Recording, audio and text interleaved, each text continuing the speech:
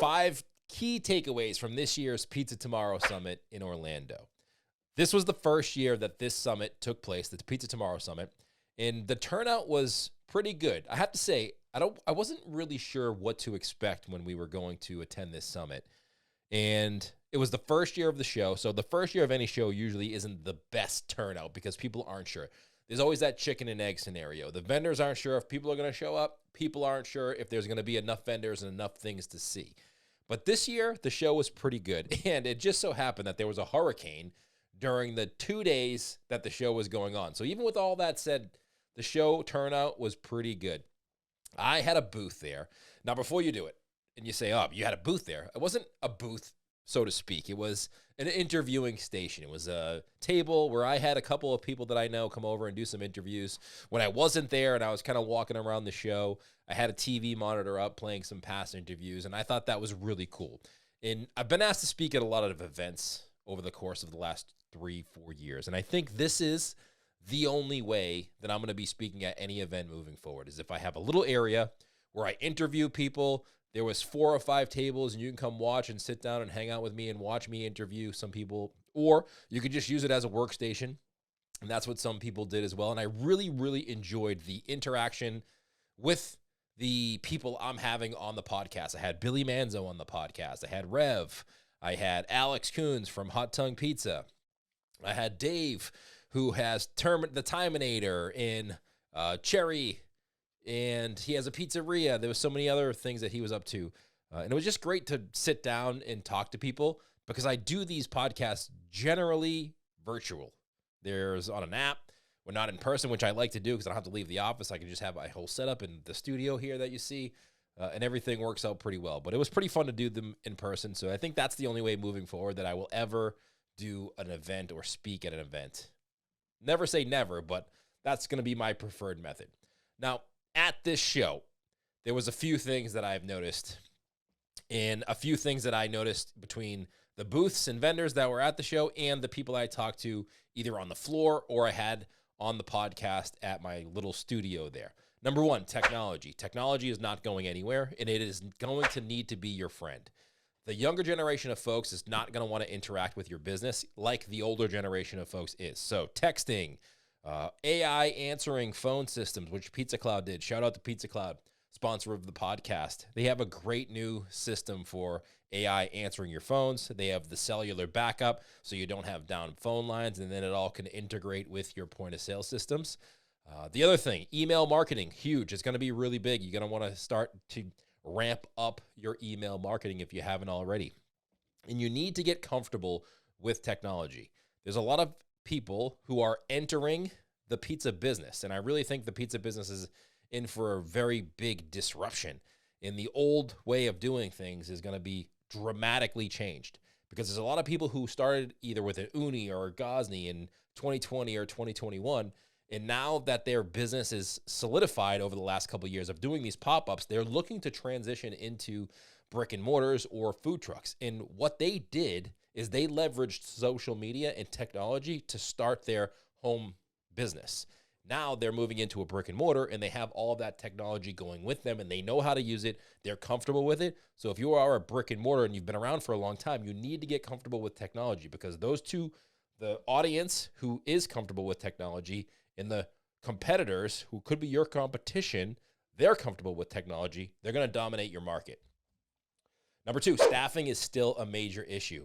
Again, back to the technology. How can you incorporate technology in order to help alleviate the pressure of the lack of staff? I don't think that's going away anytime soon.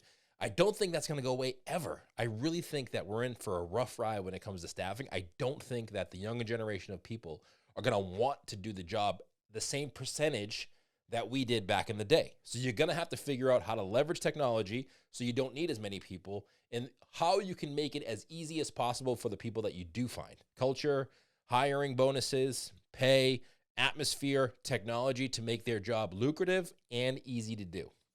Number three, now this is more of a show thing. The one thing that this show had that others didn't is location. It was in Orlando, a very family-friendly atmosphere. And I think there's an audience for a family-friendly, it's hard to say, a family-friendly location like Orlando. The shows that we're used to are in Las Vegas and Atlantic City, both really horrible places to bring your family if you are a business owner who, yes, wants to get away from my business, but also maybe wants to use it as a way to take a vacation with my family, but I can also go to a show for a day or two. There was many people who said to me while we were either walking around the show or at my booth that said, you know what, I love Orlando. I'm so glad we came to Orlando. I came for the week. I got to see some sights in Orlando. The weather's phenomenal, and I could bring my family. This is the first pizza show that I was able to do that I could actually bring my family with me, and it wasn't awkward. Yes, you can bring your family with you to Las Vegas or Atlantic City, and there are some things to see in Las Vegas. There's nothing to see in Atlantic City in October. But Las Vegas, you could probably find some things, whether it be in the city or the outskirts. But Orlando is a family-friendly destination. And there was a lot more people who mentioned that to me than I thought was going to mention it to me. I thought I was the only one who really liked Orlando and thought it was a great destination for a conference. And if I ever do something for SPM, Orlando will probably be the place that I start it. But that was one thing that I noticed a lot of people mentioned. They love the family-friendly location versus Las Vegas or Atlantic City. And for us East Coasters, it's very easy to get to. Number 4, so many questions, whether it was the 2 panels that I did a panel where I interviewed Billy Manzo on stage, and I enjoyed that. And then I also did a Your Questions Answered panel with Rev, who put together a panel, and then the audience would ask us questions. I enjoyed that. But there were so many basic questions about marketing that I don't know if I wasn't prepared for them, because I'm always prepared for questions, but I thought the sophistication level of business owners was a little bit more sophisticated. Let's just put it that way. There was a lot of basic marketing questions when it comes to social media. How many times should I post to Instagram? If you were to start today, what should you do on Facebook? Like, what is an Instagram reel? What's the difference between stories and the feed? What is TikTok? It was so many basic questions, which led me to believe that there's still a lot of people out there who are just not really leveraging social media for their marketing in their business.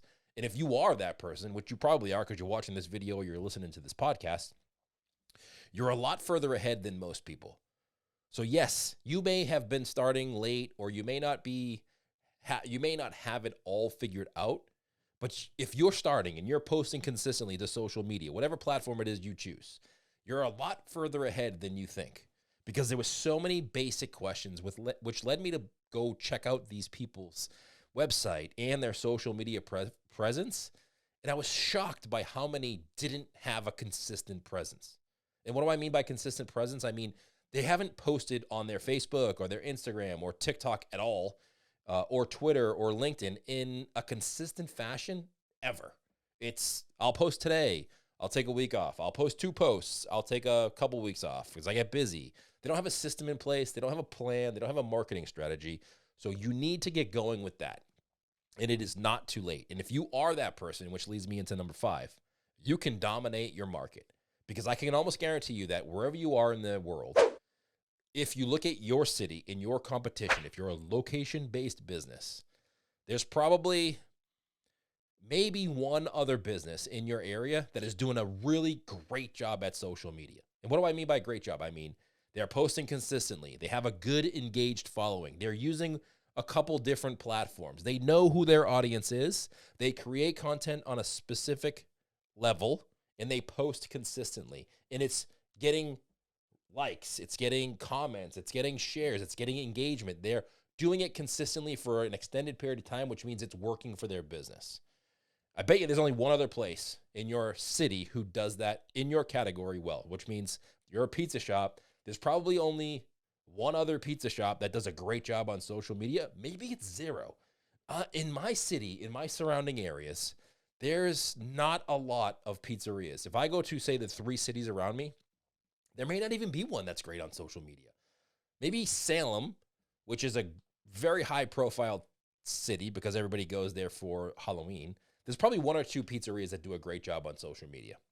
In my city or the surrounding ones, I can't think of one that does a great job on marketing their business using social media, which tells me that there is time. And there is time to dominate your market if you are that business. Take it seriously. There's a whole lot of information that I put out there for free to help you figure out what you should be doing, how often you should be doing it, and what platforms you should be using it. And if you're not sure, join our mastermind group. It's a monthly group. It's very cheap and affordable for you to figure out and ask questions and just get the basics of what you should be doing to market your business.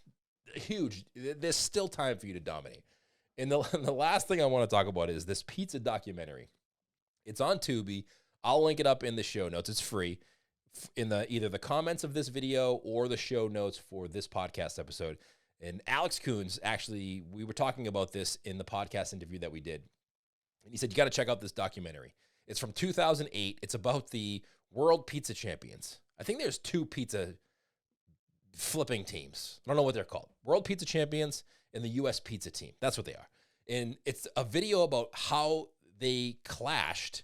And it was like Tony Gimignani, Steve Green, kind of putting this all together in the beginnings, and then they clashed and they separated into 2 different teams. But the drama and the back and forth inside of this pizza documentary is fascinating. So if you ever wondered why the 2 pizza magazines don't get along or how the 2 pizza teams started, this documentary is for you. I guarantee you'll get a kick out of it. I mean, I know these guys, water under the bridge. It's well known in the pizza community, and they've gotten past it and they've moved on. But it's just fun because you know what? No matter what's going on in your business, there's always drama. There's always something happening, and it's just fun to see how it works out and plays out in the end. So if you're in the pizza industry, I highly suggest you check out the pizza documentary. And again, I'll link it up in the show notes below this episode, or in the podcast episode, I'll put it in the show notes on the website, Smart Pizza Marketing. All right, that's it for me. Thank you so much for tuning in. We'll see you next time.